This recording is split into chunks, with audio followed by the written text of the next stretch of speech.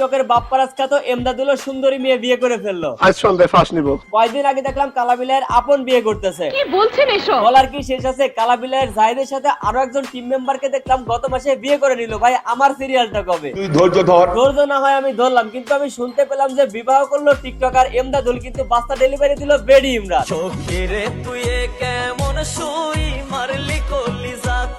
গোপন সূত্রে জানতে পারছি সিজারের টাকা জোগাড় করতে না পারার ডাক্তারের দয়াতে 2 দিন সুযোগ পেয়েছে বাচ্চা নিয়ে টিকটক করে টাকা ম্যানেজ করা।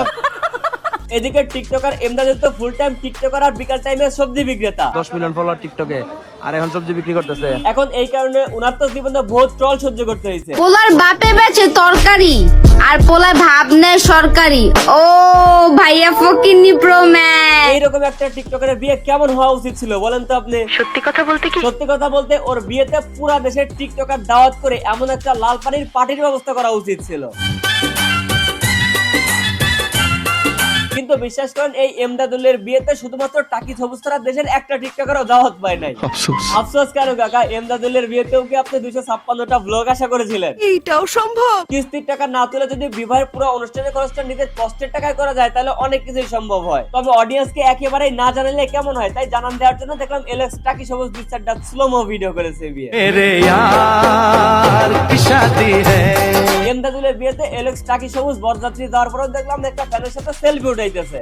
রঙের দেখছেন কি কোটিপতি বিজনেস ম্যাগনেট, গাজীপুর শহরে চলাফেরা করে অভ্যস্ত, তাই গ্রামের কাদা পানির মতো হাঁটতে পারে না, বরের হাত ধরে বাচ্চা মানুষের মতো হেঁটে যাইতেছে। তোমার বুদ্ধি খুবই ভালো। বুদ্ধি ভালো থাকলেও এমদাদুলের বিয়ে থেকে এলেক্স সবুজের গা জ্বলতেছে।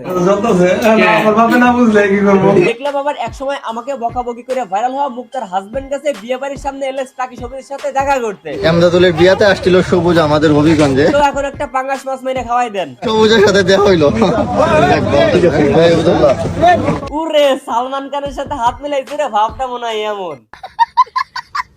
তবে ভাই একজন টিকটকার হিসেবে একটা বিয়েতে আমরা যেগুলো সচরাচর দেখে থাকি এবং এক্সপেক্ট করি তার এক কোথাও দেখা গেল না এই বিয়েতে। নরমালি মানুষের মতো ভদ্রতা বজায় রেখে বিয়ে করে বউ নিয়ে গেল ঘরে। টিকটক আইডিতেও একটা মাত্র ভিডিও পোস্ট করা দেখলাম না। সত্যি এটা ভালো লাগার মতো একটা বিষয়। আর সবসময় আমি খেয়াল করেছি এই এমদাদুল কন্ট্রোভার্সি থেকে অনেকটা দূরে থাকে, হয়তো এর কারণ হচ্ছে তার ব্যস্ততা কিংবা তার মন মানসিকতা অন্যরকম হইতে পারে। তবে ভাই আমাদের প্রিন্স মামুন ভাইয়ের যা মন মানসিকতার চাহিদা, এই যে দেখেন আগে আমি বাঁশি টানতাম, এখন আমি ট্রেন চালাই, মানে যেই লাউ হেই কদু। বেশি না 1 বছর মেয়াদ দিলাম। একে তো লাইলার অভিশাপ, 2 নম্বরে আবার আমার পছন্দ হয় নাই। তো 1 বছরের বেশি টিকার কথা না। ওই যে দুইজনের খাওয়া খাওয়াই শেষ হলেই ডিভোর্স, মানে যে আইসক্রিম।